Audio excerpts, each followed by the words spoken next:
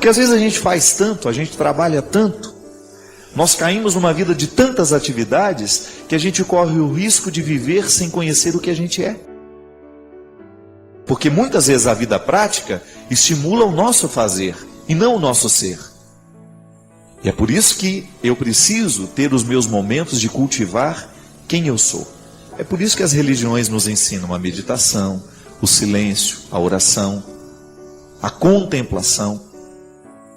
Aí se você sai do campo da religião, você entra no campo da arte, por exemplo. Você vai a um espetáculo, você vai assistir uma ópera, você vai assistir um teatro, um show musical. Tudo aquilo está lhe proporcionando um esquecimento do que você faz e uma recordação daquilo que você é. A boa música nos faz mergulhar no contexto do ser. E é por isso que a nossa maturidade humana depende dessas visitas que nós fazemos ao ser. Porque é no ser que a gente modifica o que faz. Por isso que é bom a gente ouvir pessoas que estejam comprometidas com o bem da gente. Ela não vai nos enganar. Por isso é bom conviver, trabalhar, dividir a nossa vida com pessoas que estejam comprometidas com o nosso bem. Porque você vai fortalecendo dentro de você essa salvação. Há muitas pessoas que estão interessadas na nossa perdição, porque não nos amam. Não estão comprometidas com a nossa verdade pessoal, não estão comprometidas com o nosso projeto de vida, nos tratam de qualquer jeito. Você não é um objeto de consumo. E muitas vezes as pessoas se aproximam de nós com um desejo tão ganancioso de serem as nossas administradoras, né? Por quê? Está te interpretando errado. Muitos casamentos dão errado por causa disso. Porque o marido interpreta a mulher como um bem de consumo. Não interpreta ela como um ser humano que tem vontades, que tem desejos, que tem sonhos. Então a atitude, muitas vezes, que cerceia, que agride, só vai ser modificada no momento em que o marido olhar para a mulher e interpretá-la de um novo jeito. Aí há liberdade. E na liberdade nós podemos ser irmãos, podemos ser amigos, podemos ser felizes, porque ninguém está impedido de ser. É por isso que Jesus fala, e ele aconselha aos seus naquela época, que a gente precisa ter um coração semelhante ao dele. Porque se a gente luta para ter esse coração semelhante ao dele, a sabedoria vai nos ajudar a discernir se o contexto está favorável para a salvação ou se o contexto está favorável para a perdição. Particulariza essa palavra hoje. Pensa o que essa palavra representa na sua história hoje. Olhe para o contexto mais íntimo da sua história hoje. Particulariza isso. Você está hoje enfrentou situações, estabeleceu vínculos hoje que favorecem o contexto da sua salvação ou favorecem o contexto da sua perdição? É possível ser muito concreto nessa reflexão. Então, antes de fazer o que Jesus faz, eu sou convidado a ser quem Ele é. Essa é a ousadia da proposta cristã, para mim, para você. E ao dizer que eu sou filho do céu, eu estou assumindo na minha vida o compromisso de ser com Jesus.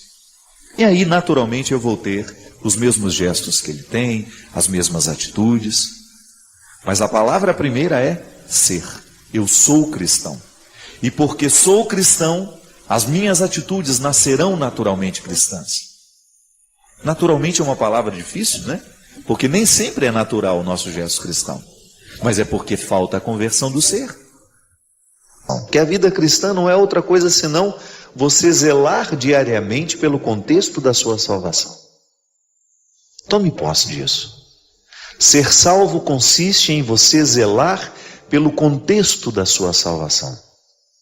Aí você olha para a vida que você vive, as pessoas que têm autoridade sobre você, influência sobre você, os livros que lê, a música que escuta, o programa que assiste, aquilo que a gente deixa guardar na cabeça e no coração.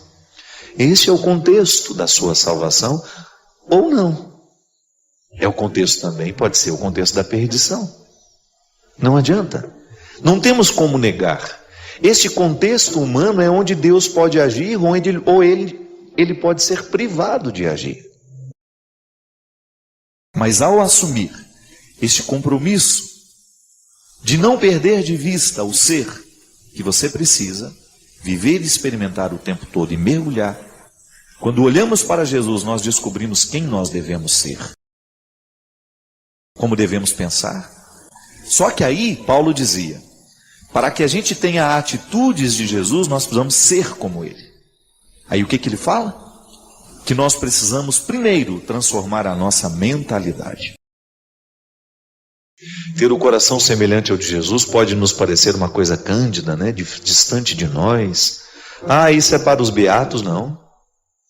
Ter um coração semelhante ao dele é ter um coração que seja capaz de zelar pelo contexto da nossa salvação. E volto a dizer, nós não estamos falando apenas de uma salvação escatológica para depois da morte. Também. É que ela, na verdade, é apenas uma consequência do viver bem. Às vezes eu encontro pessoas que estão muito preocupadas com a salvação escatológica, com a salvação depois da morte, e esquecem de viver bem as suas vidas. E isso é naturalmente contraditório. Eu não preciso nem me preocupar com a salvação depois da morte se eu vivo bem a minha vida.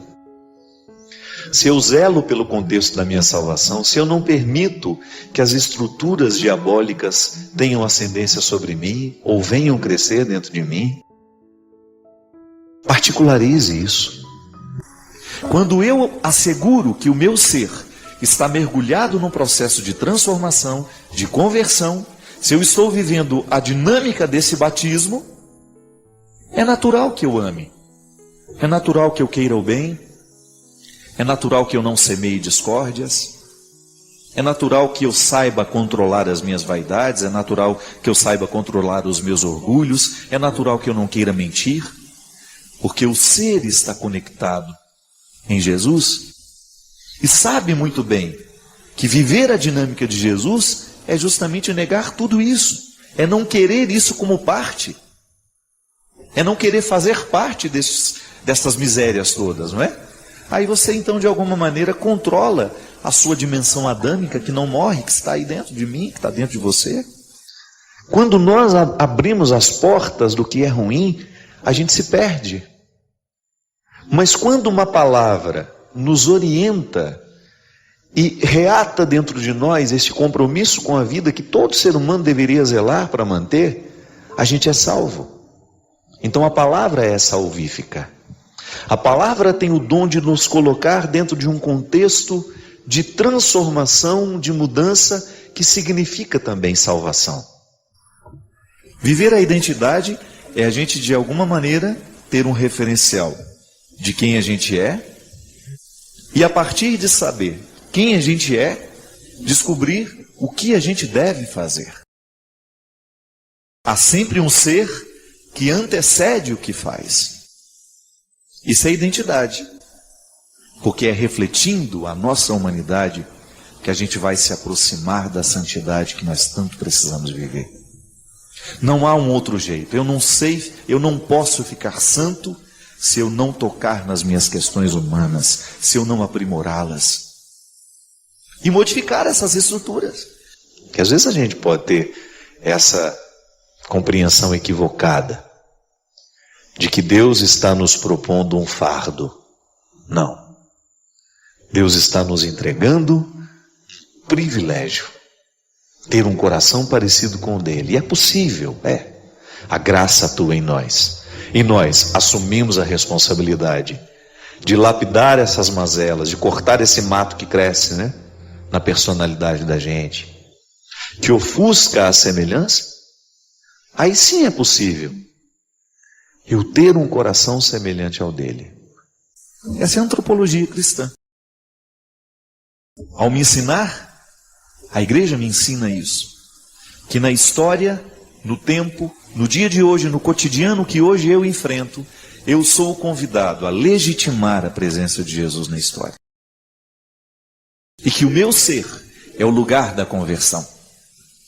É aqui, no meu pensamento, na minha atividade cerebral, nos meus motivos intelectuais, É aqui onde o meu coração bate, onde todos os meus sentimentos são processados, onde as minhas sensações também existem e me ajudam a ser quem eu sou, que a primeira dimensão do cristianismo se forma.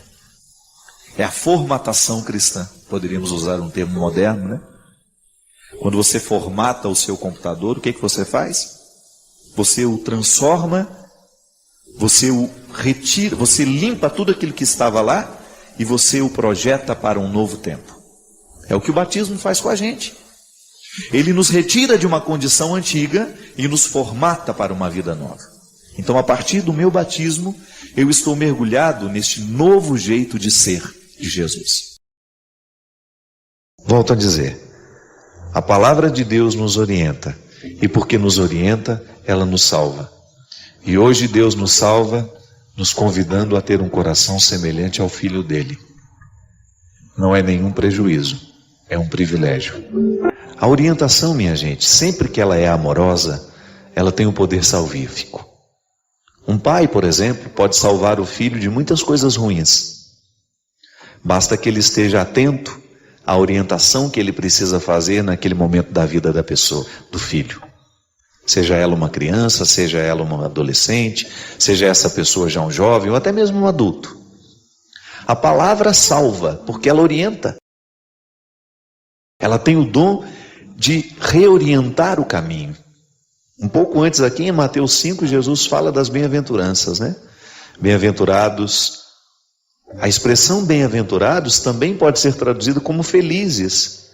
E ainda pode ser compreendida como bem encaminhado. Então a palavra de Deus tem o poder de nos salvar porque ela nos orienta. Por isso ela é palavra de salvação. Eu sou salvo toda vez que sou orientado a agir de um jeito certo. Toda vez que eu tenho condições de escolher melhor, eu estou sendo salvo. Quando a palavra nos orienta, minha gente, ela cria dentro de nós um contexto de redução da ação do que é maligno em nós. E o que nos salva são as mudanças que nos tornam melhores. Eu, quando lhe quero bem, eu estou lhe proporcionando ser quem você é e, ao mesmo tempo, ajudando a retirar os excessos que prejudicam o seu ser. Pedindo a Deus que nos conceda a graça de ter um coração semelhante ao seu Filho. E esse é o nosso propósito, diariamente. Quando a gente se coloca nessa caminhada cristã, outra coisa a gente não pretende senão assumir essa semelhança. Na teologia cristã nós aprendemos que nós recebemos essa semelhança como um dom, uma vocação. Mas à medida em que nós vamos vivendo, nós vamos assumindo e tomando posse desse dom. A semelhança será sempre um projeto a ser vivido e experimentado no dia a dia. Hoje eu quero ser mais semelhante a Jesus. Hoje eu quero ter um coração igual ao dele.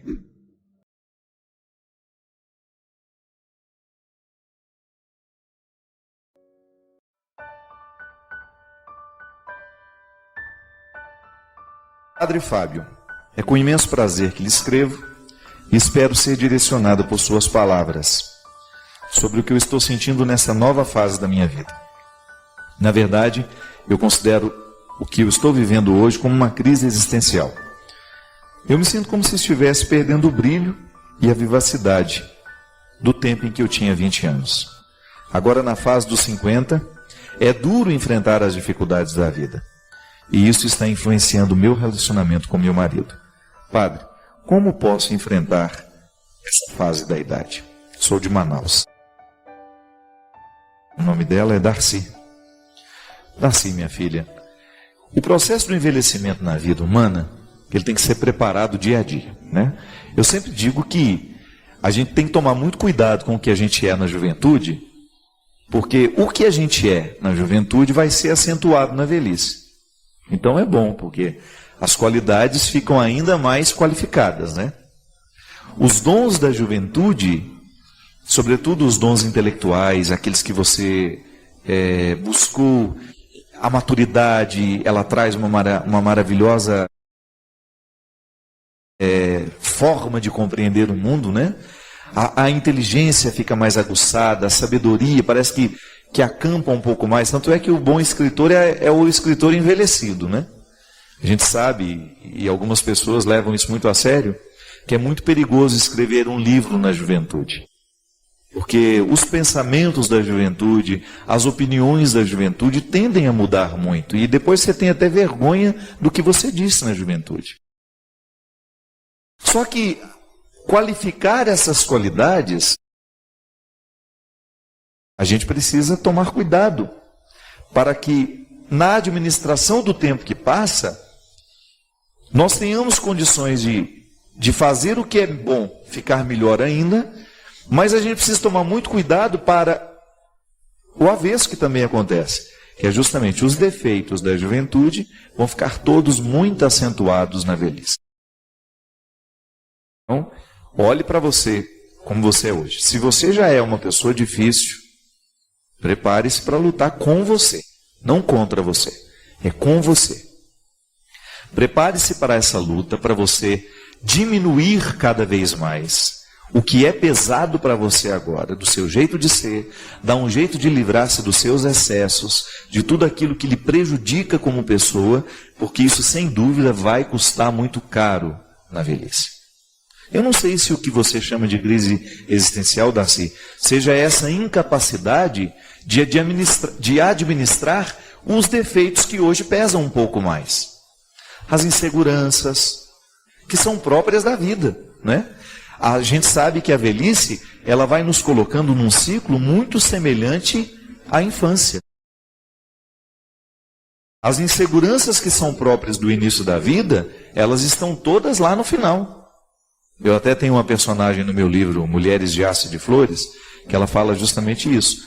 Eu ando necessitada das mesmas coisas que os recém-nascidos, só não tenho coragem de pedir. Não é assim? Você não encontra muitas vezes pessoas de idade necessitadas das mesmas coisas que os recém-nascidos. Só que elas não têm coragem de pedir. Eu vejo isso na minha velhinha lá em casa. Como ela está mais frágil, está mais insegura, situações que ela antes sabia administrar um pouco melhor sozinha, já não sabe mais. Então esse assessoramento a gente precisa dar.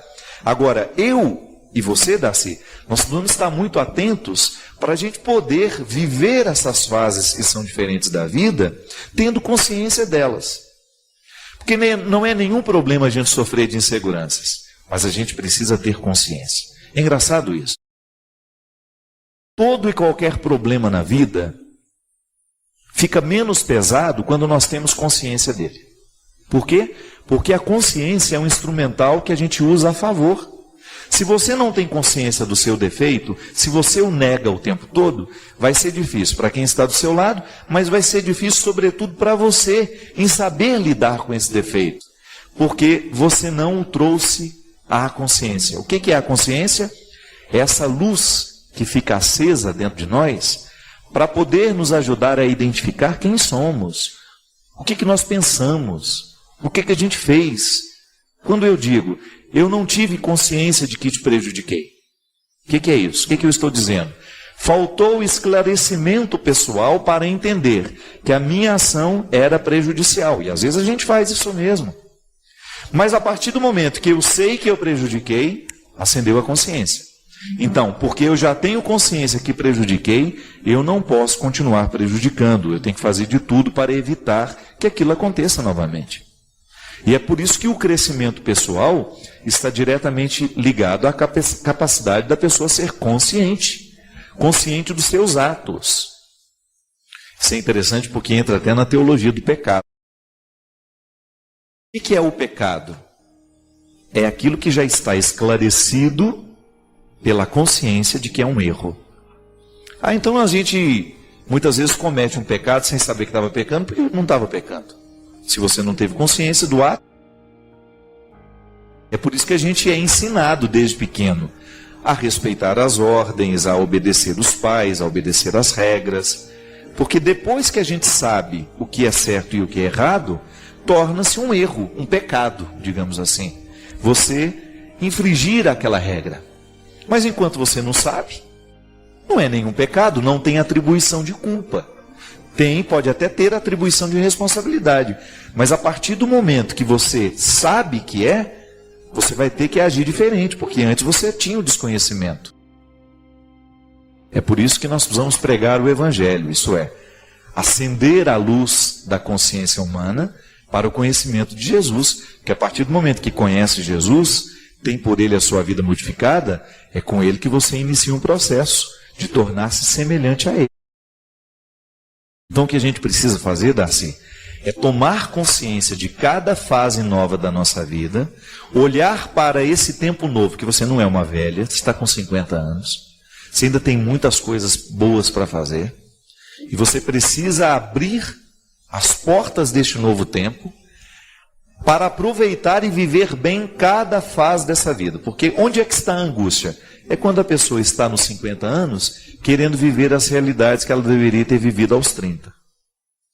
Pode até viver alguma coisa que você não quis viver aos 30, mas cuidado para não se impor um fardo que aos 50 você já não tem mais condições de carregar. Essa fase da vida vai exigir de você uma postura que talvez você não tivesse que ter quando você tinha 30. Então essa sabedoria de identificar o que é próprio de cada tempo nos ajuda demais na administração do resultado final da vida.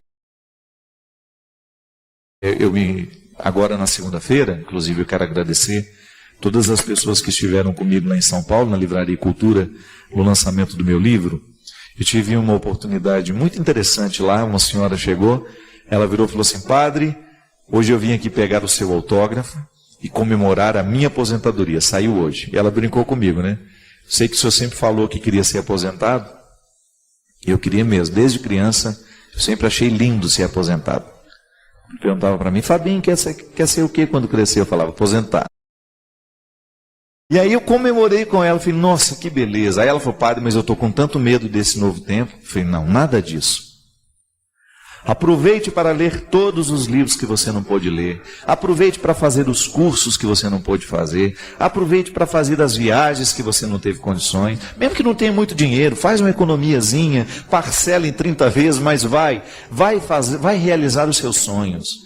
Se você tem a oportunidade agora, está com os filhos todos criados, não tem mais obrigação direta, vai viver bem a sua vida. Aproveite bem esse tempo. Não se desperdice.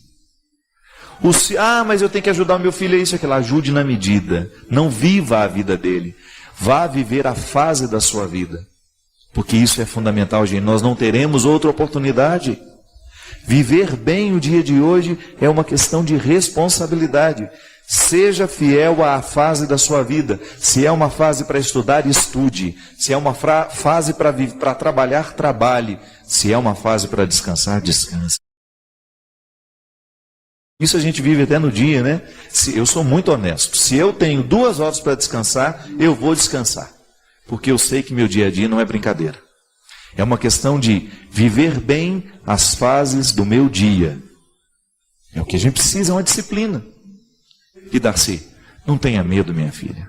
Aos 50 anos você ainda tem muita coisa pela frente. Não tem que viver essa ansiedade. Substitua a ansiedade por consciência. Ilumine o seu coração, ilumine a sua cabeça para que você tenha condições de olhar para cada dia, sem ansiedades. O que hoje eu posso fazer nessa fase da minha vida? O que hoje eu posso realizar? Ocupar a nossa cabeça, minha gente, de coisas boas é uma forma muito eficaz de evitar a depressão, a angústia desnecessária, a ansiedade. Porque o diabo acampa na mente. Padre Fábio, queria saber qual é a posição da igreja sobre essas pessoas que se dizem sensitivas, que falam com os mortos, que conversam com o além. O senhor poderia explicar se isso é verdade? Porque tem programas em outras emissoras que mostram pessoas que tiveram contatos com entes falecidos. A minha posição sobre esse assunto é muito neutra. Eu prefiro seguir os mandamentos da minha religião, que é católica. Então siga, minha filha. Siga, porque eu confesso para você que às vezes eu também fico assustado com a capacidade que algumas pessoas têm de manipular até a eternidade, né? Outro dia eu também vi um programa na televisão que estavam mostrando vídeos de fantasmas. Mas eu achei aquilo de uma imbecilidade tão grande, né? Porque você imaginou uma pessoa perder tempo para ir para a televisão, para ficar analisando vídeos de fantasma, isso é verdade, aquele leão morto. Eu me lembro que a pessoa falava assim que tinha que lavar a casa de azul, né? Que o azul espanta os diabos, o encosto. Pelo amor de Deus. Acho que a vida tem coisas tão mais urgentes para a gente ficar pensando, não é verdade?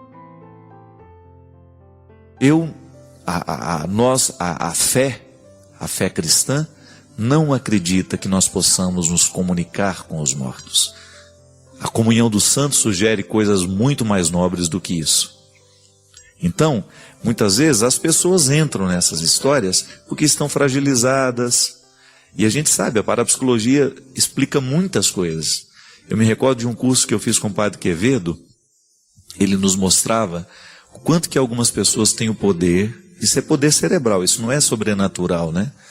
Que nós usamos muito pouco da nossa capacidade cerebral. Então a pessoa ela tem uma sensibilidade tão grande, isso pode ser chamado de sensitivo, né?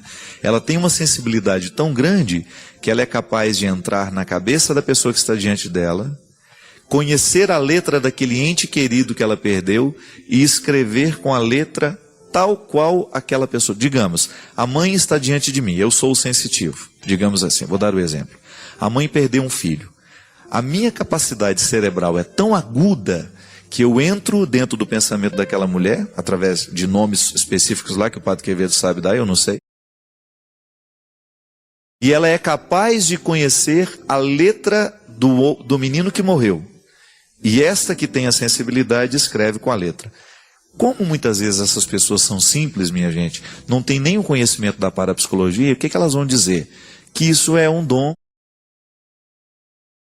de contato com os mortos. E isso muitas vezes não é nada mais, nada menos do que um cérebro mais evoluído. Isso, o Padre Quevedo mostrava isso, dentro dos cursos que ele dava. A capacidade que ele tem de mover um objeto de lugar, mostrava vídeos mesmo. Só que quando as pessoas simples pegam esses vídeos, não têm conhecimento da parapsicologia, o que vai entender? Isso é um fantasma, isso é isso, isso é aquilo. Mas a vida é muito mais do que... A vida é boa demais para a gente ficar perdendo tempo com essas coisas, não é verdade? Eu, particularmente, não gostaria de ficar sabendo nada lá do outro lado, que vai tirar a minha espera. Não é? Nós já escutamos falar, tanta gente, tem contato com os mortos, tem contato com isso, tem contato com aquilo. O que isso modifica na vida da pessoa que tem contato com os mortos? Né? Vamos viver bem a nossa vida, a nossa fé não nos permite crer assim. Você pode até respeitar o outro que crê diferente, mas se você é católica e não sente necessidade de acreditar nisso, você está num caminho muito correto, né? Não vamos ficar perdendo tempo em ficar querendo descobrir o como é do outro lado, se a gente ainda nem aprendeu como é que é esse lado de cá, né? Então, antes da gente se preocupar demais com o que vai ser depois da morte, vamos preocupar um pouco mais como é que pode ser a nossa vida. Isso sim agrada. O Christian estava dando um exemplo de algumas coisas que ele viu também, que ele que ele considera milagres, né? E ele estava perguntando, padre, quando é que a gente sabe, né, que isso é milagre ou isso é força da mente? Isso aqui é muito interessante. O Padre Quevedo é um homem que estudou muito a parapsicologia.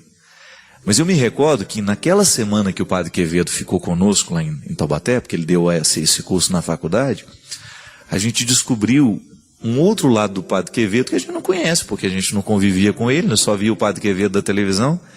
Eu ficava impressionado do quanto que aquele homem era um homem de oração. Enquanto vira e mexe, dava uma folguinha lá nos intervalos, eu o via lá diante do sacrário, fazendo as suas orações, as laudes, né, que são as orações obrigatórias de todos os religiosos e padres. Ele lá com seu breviário, rezando todas as horas que tinha que rezar. E eu descobri, Cristo, foi muito interessante porque o Padre Quevedo é um místico, é um ser humano, um homem muito ligado, de uma sensibilidade muito aguda, muito aguçada para a percepção do sagrado.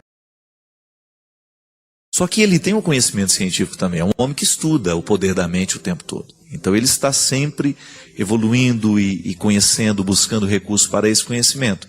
Mas ele, da mesma maneira, com a mesma intensidade que ele busca esse conhecimento teórico, né, sobre a mente humana, ele também mergulha na sua experiência de Deus. Ele é um padre.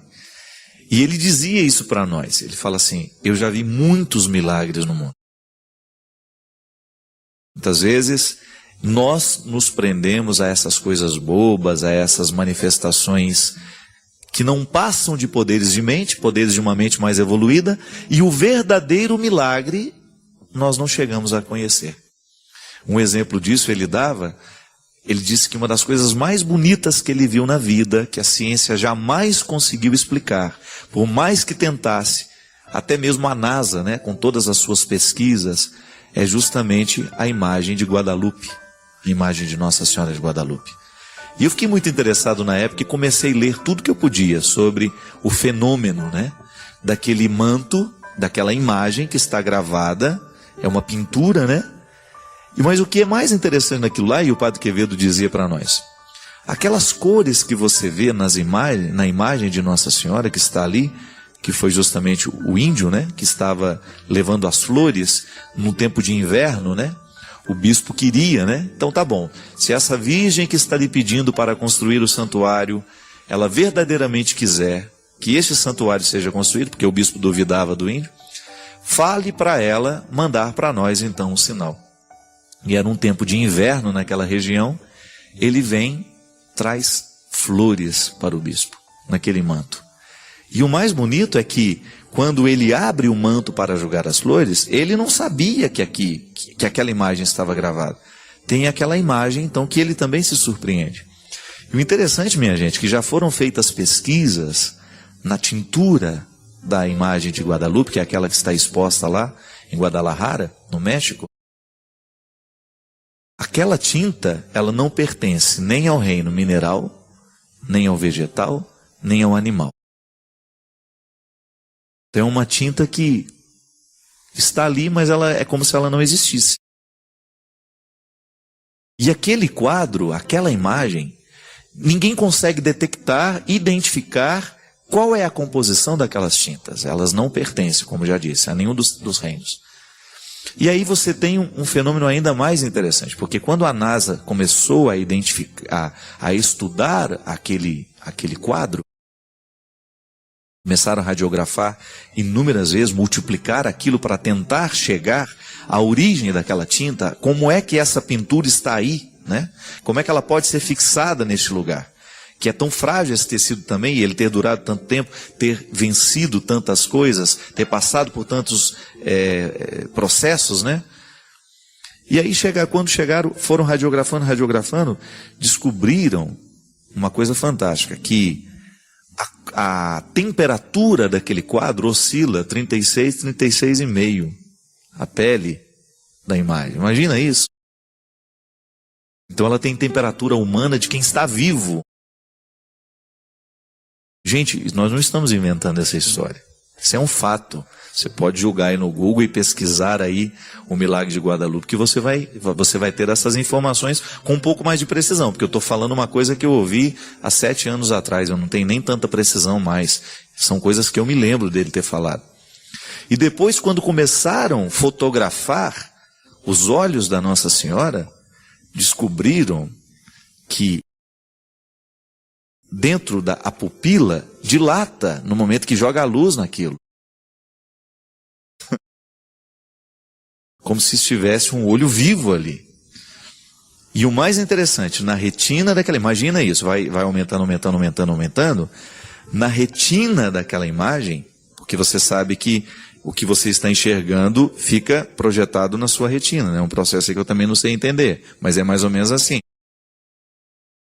Você está dentro dos meus olhos, né? Ou eu estou dentro dos seus, uma coisa assim. E conseguir identificar que na retina, na pupila ali daquele olho, existe a imagem de um bispo assustado olhando. Imagina isso. Aí o Padre Quevedo, ele conta essa história, ele se emociona muito, porque ele tem um carinho muito grande por esse fenômeno de Guadalupe.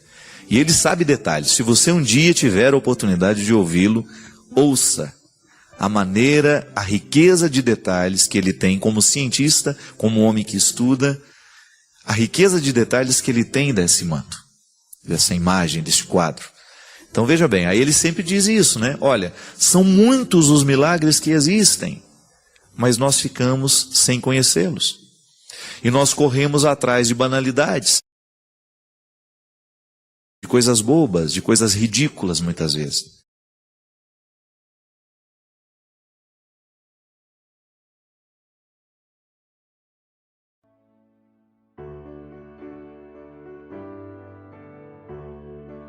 A gente sabe que a dinâmica da vida cristã, ela nos prepara a eternidade, mas ela também nos traz muitos benefícios históricos. Sim, a gente não vive a nossa fé somente pensando na eternidade. Seria uma alienação, né? Todas as esperanças que nós alimentamos pela força da nossa fé é para nos ajudar a conquistar a qualidade da vida aqui também.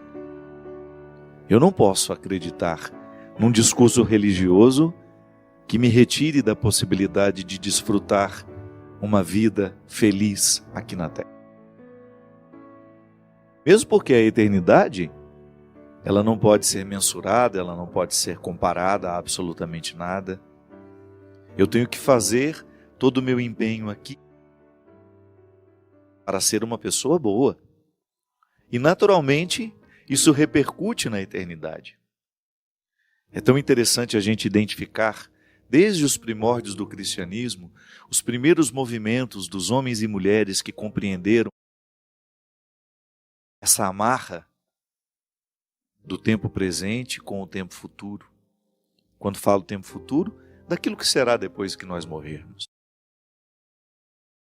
E cada um pode pensar como quiser. Nós temos o referencial da teologia que nos ajuda a pensar a eternidade, mas é claro que sempre haverá uma percepção particular daquilo que eu considero como feliz, bonito e eterno. O que é bonito para mim pode não ser para você. O que pode ser satisfação para mim pode não ser para você. O céu, né? Nós temos o direito de imaginar esse céu de acordo com os nossos gostos. O que a gente não pode é perder a ligação deste céu com a vida que nós vivemos hoje. Não posso me desprender da necessidade de trabalhar o meu dia a dia com o mesmo empenho com que um atleta prepara a sua qualidade naquilo que vai. A gente acabou de ver as Olimpíadas acontecendo. Uma honra para o nosso Brasil, né? A gente achava que podia dar tudo errado e não. O povo brasileiro mostrou o grande diferencial, que é justamente o acolhimento, a capacidade de sermos fraternos, de acolher os diferentes que chegaram, que ficaram entre nós, de sermos gentis. Mas o que foi interessante de ser percebido é que a diferença do medalha de ouro para o medalha de prata e para o medalha de bronze eram a distâncias mínimas. Com a diferença do Bolt, né? Que o Bolt a diferença era imensa, né, Cristian? Boa noite, tudo bem? O Bolt chegava hoje, os concorrentes dele chegavam amanhã. Com exceção dessa grande, né, estrela do mundo do atletismo, que tem uma velocidade fantástica. Às vezes nós tínhamos ali 2 décimos. Na natação, então, às vezes dava até dificuldade de saber quem foi que chegou primeiro. Os nossos meninos e meninas da ginástica artística, por décimos nós perdíamos o ouro, a prata ou o bronze. É assim. O empenho de um atleta é muito semelhante ao empenho de um cristão. O atleta precisa viver uma disciplina diariamente. Outro dia, um jogador dos nossos famosos, né, nós temos muito, estava reivindicando o direito de ser uma pessoa normal, de ter uma vida social. É direito dele. Só que ele não pode se esquecer que ele é a estrela que é, porque ele se preserva de ter uma vida igual aos outros. A partir do momento que eu quero viver a minha vida igual aos outros, eu estou abrindo mão da diferença que eu posso ter, da excelência que eu posso chegar se eu tiver uma disciplina diferente dos outros. Vamos falar logo o nome dele, o Neymar, né? Neymar, que é esse grande atleta. Eu entendo. Neymar vem reivindicando o direito de ser um jovem como os outros. Só que ele é o Neymar, ele não é igual aos outros. Entendo que na juventude dele ele tenha vontade de de estar nas festas que os outros estão, só que ele não pode esquecer que ele é o Neymar, e que se ele quiser continuar sendo o Neymar, ele precisa ter um código de conduta diferente dos amigos dele. Faz parte da vida, são as nossas escolhas. Phelps, essa grande estrela da natação, ele sabe a disciplina que ele precisa ter no dia a dia dele para ele continuar sendo o Phelps. Esse rapaz, para ele ter os resultados que ele teve, ele deve ter sacrificado muitas coisas. Ele deve ter deixado de viver muitas coisas que os amigos dele viveu. Não cabe a nós dizer se está certo ou está errado, ou se ele fez a escolha certa ou se ele fez a escolha errada. A vida é dele. O fato é que repercute para o mundo todo os resultados de uma vida de dedicação. Phelps tem o direito de deixar de ser o Phelps? Tem. Basta ele abandonar a disciplina. É uma escolha dele. Nós vimos o nosso Tiago, grande nome, promessa, né? Como é que é o sobrenome dele mesmo? É Pereira, não? Que ficou fora, né, das Olimpíadas. Grande nome da natação, grande promessa. De repente, no momento que ele ia viver ali, os momentos importantes da seleção que fazem, né, para poder as eliminatórias, né, ficou fora. Um resultado ele não é por acaso. Ele nos ajuda a pensar. Pode ser que esse menino venha ainda melhor na próxima Olimpíada. É a oportunidade que a gente tem de pensar, olha, se eu quero esse resultado, eu preciso estabelecer uma rotina que me proporcione ter aquele resultado. Digamos que eu tenha o potencial para ser um grande atleta, para disputar uma Olimpíada. Se eu não vivo a disciplina que vai trazer para fora o grande atleta que eu posso ser, eu não chego a ser o grande. Nós temos uma revolução muito interessante dentro do cristianismo, por volta do ano 300, depois de Cristo, claro, né? Porque estamos falando de uma revolução cristã, que são os monges que fizeram a opção de ir para o deserto. Temos nestes monges um grande nome que é Santo Antão, praticamente o pai da vida monástica. Antão e os companheiros dele foram para o deserto porque intuíram que a disciplina do corpo repercute nas disciplinas da alma. E quando nós somos capazes de submeter o corpo a um estado de disciplina, isso repercute na nossa vida espiritual. Por isso que o nosso corpo, ele é a expressão de um estilo de vida. Pode observar. No corpo de uma pessoa, você pode observar o estilo de vida que ela escolheu viver. Sei que às vezes nós não temos o tempo suficiente para o nosso cuidado. Eu sei que às vezes nós trabalhamos demais, nós não temos meia hora para dedicar a uma atividade física, mas isso não deveria ser para nós uma rotina. Sabe por quê? Nós negligenciamos aquilo que é fundamental. É como se nós disséssemos, olha, nós queremos ter uma casa, mas nós não queremos fazer o alicerce. Como é que eu posso querer viver com qualidade se eu não dou ao meu corpo a meia hora de cuidados que ele precisa para ele jogar fora as toxinas que ele mesmo produz, que eu produzo quando dou o alimento para ele? Se eu não dou um jeito de ter uma disciplina, de desligar os meus aparelhos para ir dormir um pouco mais cedo, para aproveitar um pouco mais a noite de sono, tudo isso vai acumulando em mim. Um menino desse, você acha que um Phelps pode se dar o direito de, numa semana antes das Olimpíadas, ir para uma festa e dormir tarde? Não. Isso repercute.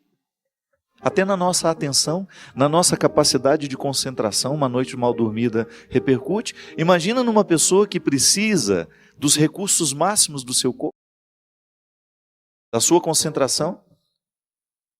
Se eu preciso fazer uma prova importante no outro dia, muito mais interessante que ficar estudando até tarde é eu dormir mais cedo para estar inteiro no outro dia. Antão descobriu isso. Que indo para o deserto e submetendo o corpo às disciplinas. O que é a disciplina de Antão? Jejum, Conversando com o Dr. Vitor Sorrentino, que é um médico que me acompanha há muito tempo.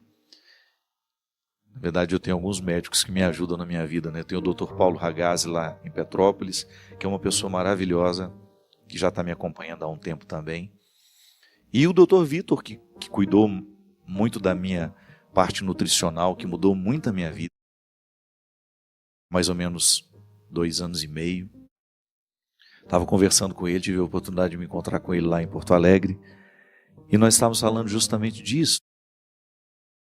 Como no nosso dia a dia, essa disciplina que passa pela escolha daquilo que nós vamos querer na nossa mesa, é importante para a gente estar bem.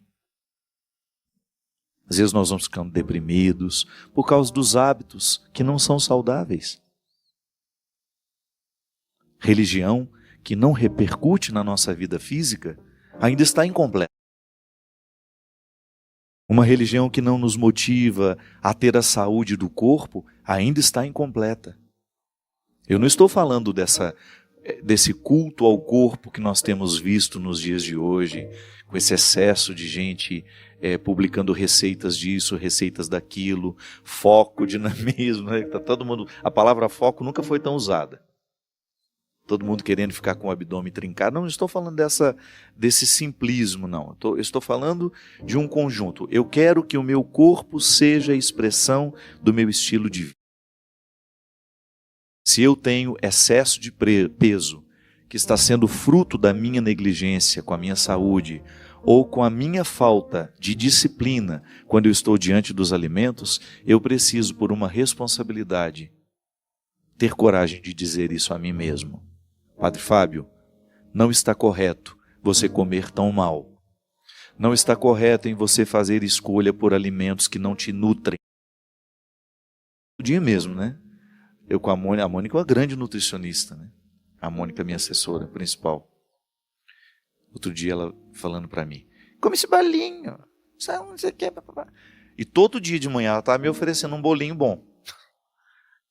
Eu falei para ela assim, Mônica, eu tenho uma consciência, eu posso estar errado, não sei, é a que eu tenho aplicado para mim nos últimos anos. Eu tenho consciência que quando eu me sento à mesa, a minha primeira preocupação não é comer, é me nutrir. Eu preciso ter saúde para viver a vida que eu vivo. Eu acabei de sair de 12 shows em 12 dias. Eu preciso ter paciência, eu preciso estar feliz, eu preciso ter disposição para cantar 2 horas em todos os lugares, no outro dia sair muito cedo, viajar. Então eu tenho que cuidar da minha saúde. Então eu tenho consciência que quando eu me sento à mesa, não é só para comer. Porque às vezes comer pode estar muito associado ao prazer. Sim, eu não abro mão de ter prazer na minha alimentação, mas isso não é a minha primeira preocupação. Se eu tiver que escolher entre um alimento saudável e menos gostoso, diante de um que é muito saboroso, mas não é nutritivo, você pode ter certeza que eu vou fazer a escolha pelo menos saboroso. Porque eu sei que eu preciso de nutrição. O meu corpo precisa, porque senão eu não tenho paciência, disposição de lidar com a vida que eu lido. Começar a tratar mal as pessoas, não posso. Eu tenho que estar bem para ir viver a minha missão. Diferente quando eu tenho o direito de ficar lá na minha casa, quieto, calado 2, 3 dias para poder repor as minhas energias. Mas se eu estou na estrada, se eu estou na missão, o povo precisa de mim como um padre. Então eu sei que para a minha disciplina da alma, eu preciso ter a disciplina lá nos hotéis por onde eu passo e, graças a Deus, ter a oportunidade de ver outras pessoas vivendo o mesmo. O meu cristianismo reflete na minha mesa.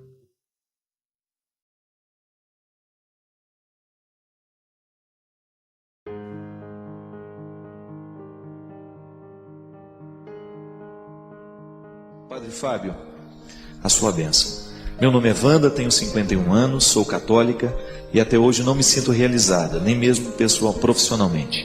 Gostaria de saber se o que sofremos hoje pode ter influência dos nossos antepassados. Resumindo a pergunta, né? O fracasso pode ter influência dos antepassados? Minha filha, toda influência ela é sempre permitida. Claro que existem coisas que nos condicionam, né? À medida em que a gente vai sendo educado, a gente vai recebendo as marcas do pai, da mãe, das pessoas que tiveram mais influência sobre nós. Isto é antepassado, né? Que não é só familiar, mas é também a estrutura em que você foi criado. Isso pode nos influenciar? Claro que pode. Nenhum ser humano é por acaso. Nós somos frutos dessa construção aos poucos, né?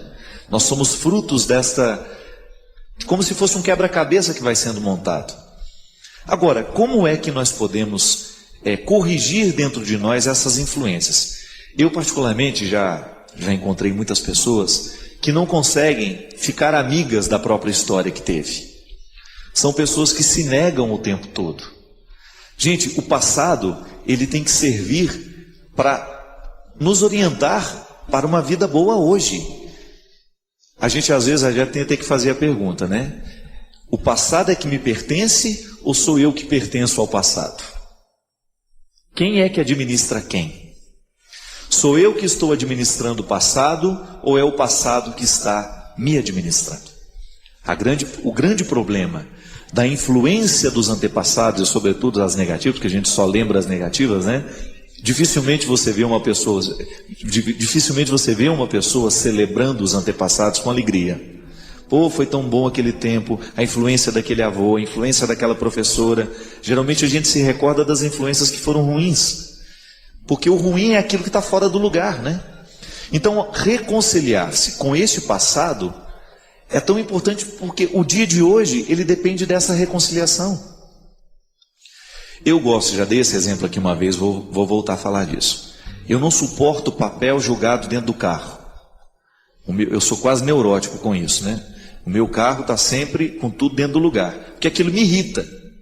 Você entra dentro de carro, organizador de evento, então é uma tristeza. Você entra, tem 400 mil cartazes lá dentro, você não tem nem como entrar a pessoa. Ainda quando põe aquele cachorro com a cabeça para fora, aquilo é pior ainda, né?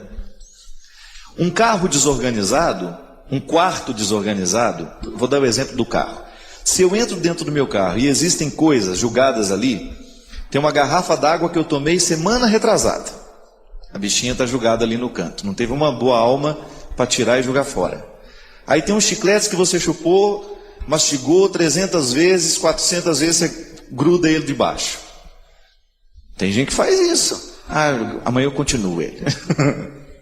Tira, guarda, amanhã você continua. Tem prestação vencida de 4 meses atrás, está lá dentro ainda. Você pagou, naquele dia que você pagou, você não tirou do carro. Começa a lembrar. Tudo aquilo que está dentro do seu carro que é antepassado. Faz parte de um tempo que não é hoje. Minha gente, é impossível a gente se sentir bem num ambiente que está marcado por descuido, por situações que já deveriam ter sido cuidadas. Eu não dou conta de ver uma garrafinha de água que já foi bebida há mais de 4 dias atrás e ela ainda continua vazia, julgada ali no lugar onde deveria estar limpo. Na nossa vida afetiva é a mesma coisa, não é diferente.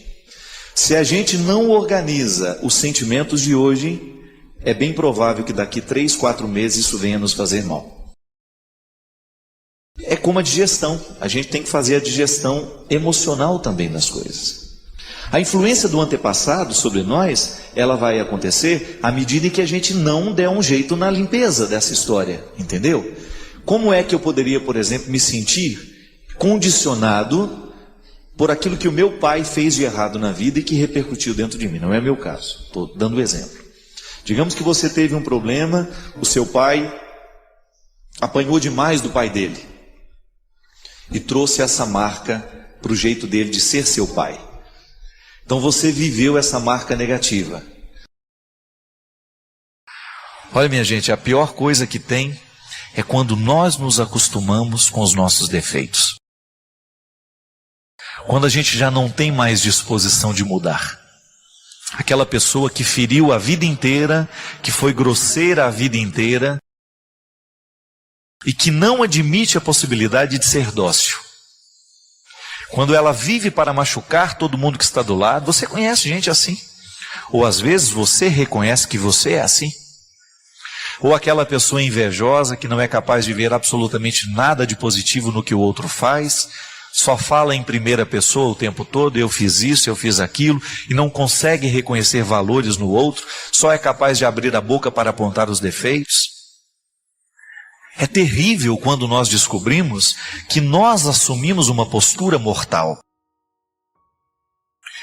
Porque isso é terrível. Uma coisa é você ter um pecado, você cometer uma atitude pecaminosa.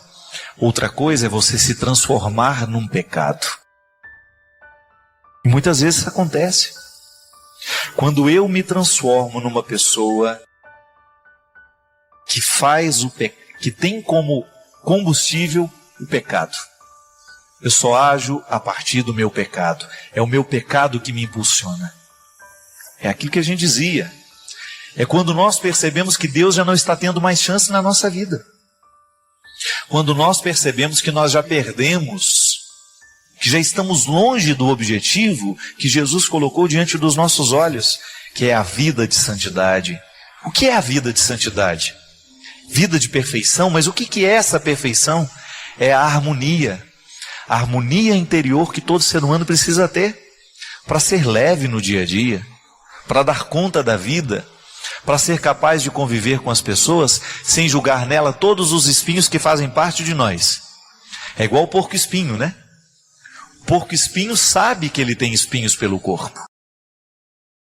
E cada vez que ele se aproxima, é a primeira coisa que ele solta, é o espinho que tem.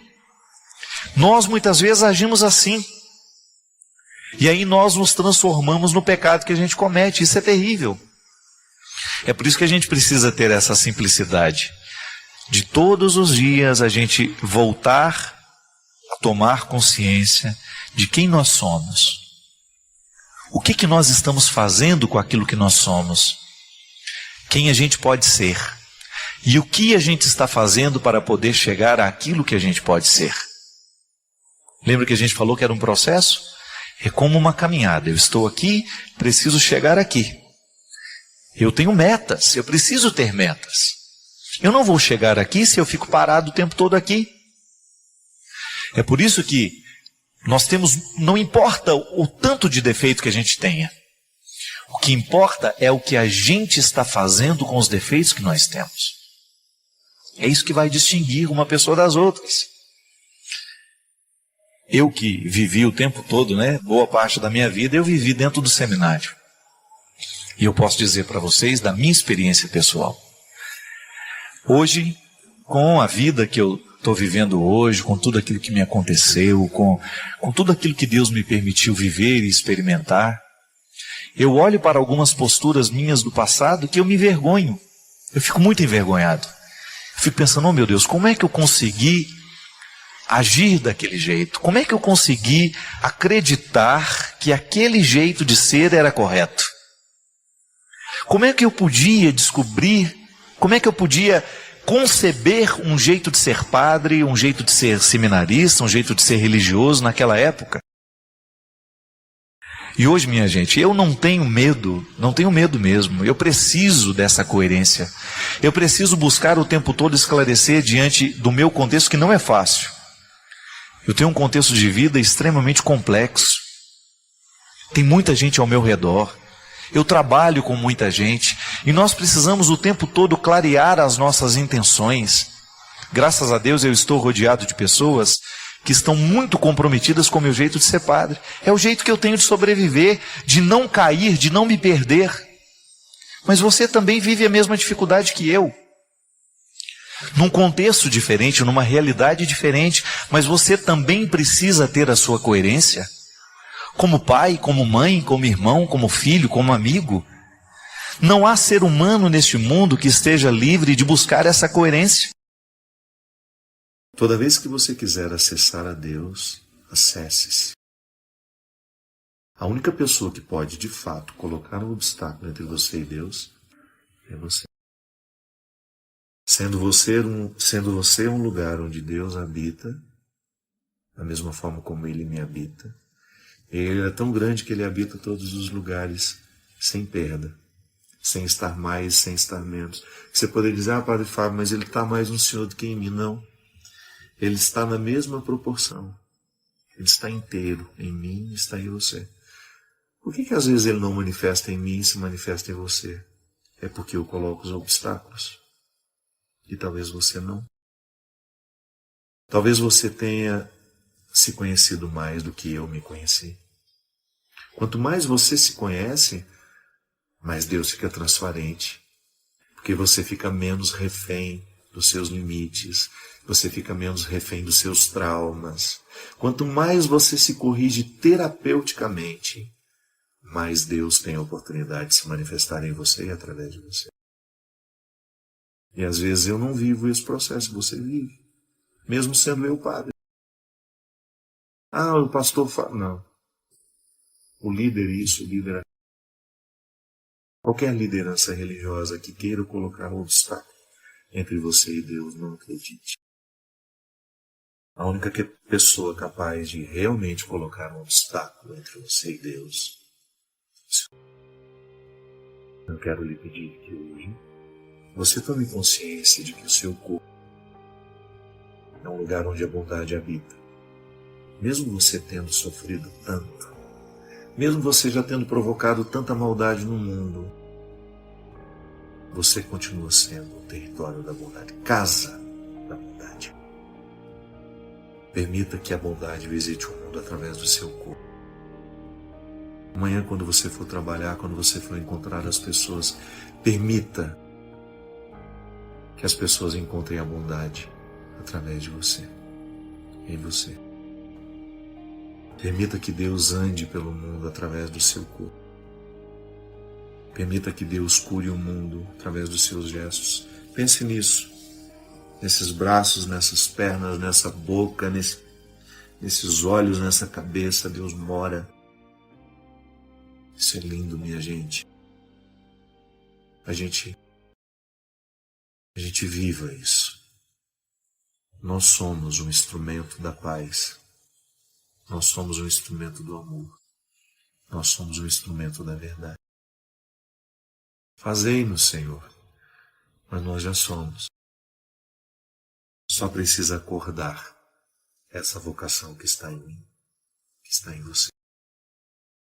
E volto a dizer, sempre que você for visitado, visitada pelo pessimismo, de achar que Deus prefere o outro, prefere estar no outro a estar em você, recorde-se desse dia, dessa noite. Deus não escolheu sair de nós. A escolha de Deus é sempre permanecer em nós, para que permanecendo em nós, Ele possa andar pelo mundo com as nossas características. Isso é lindo. Deus tem uma forma muito particular de estar no mundo, através das suas características. Deus visita o mundo através da sua idiosincrasia. Deus visita o mundo a partir do que é próprio seu. Então, há detalhes dele que eu não posso mostrar ao mundo. Só você pode. Não se despreze. Lembre sempre disso. Há uma face de Deus que só eu posso mostrar ao mundo. Há uma face de Deus que só você pode revelar. Não perca essa oportunidade. Que o Deus Todo-Poderoso derrame sobre os nossos corações, sobre as nossas vidas, a sua bênção. Ele que é Pai, Filho e Espírito Santo. Obrigado pela companhia, obrigado pelo carinho e até uma próxima oportunidade.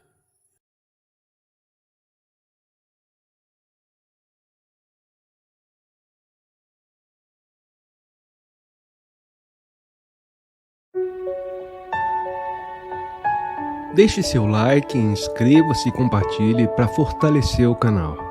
Inscreva seus pedidos de orações nos comentários.